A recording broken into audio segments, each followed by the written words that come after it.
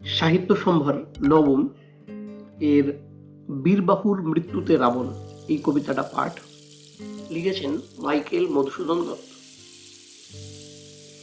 মহাশোকে শোকাকুল কহিলা রাবণ, যে শয্যায় আজি তুমি শুয়েছ, কুমার প্রিয়তম বীরকুল সাধক এ শয়নে সদা। রিপুদল বলে দুলিয়া সমরে, জন্মভূমি রক্ষা হেতু কে ডরে মরিতে।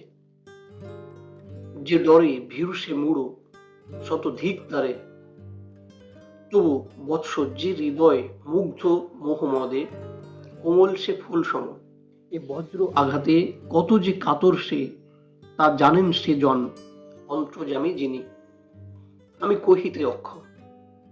হে বিধি, এ ভবভূমি তব লীলাস্থলী, পরের যাতনা কিন্তু দেখি কি হেতু তুমি হও সুখী। পিতা সদা পুত্র দুঃখে দুঃখী, তুমি হে জগৎ পিতা একি ভীতি তব।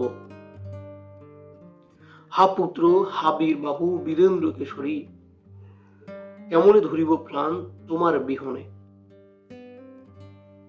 এইরূপে আক্ষেপিয়া রাক্ষস ঈশ্বর রাবণ, ফিরায় আখি দেখিল দূরে সাগর মকরালয়। মেঘশ্রেণী যেন অচল ভাসিসে জলে, শিলাকুল বাধা সে দৃঢ় বাঁধে।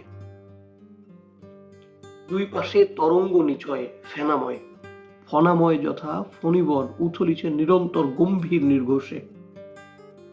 অপূর্ব বন্ধন সেতু রাজপথ সমপ্রশস্ত, বহিছে জলস্রোত কলরবে, স্রোত পথে জল যথা বরিশার কালে।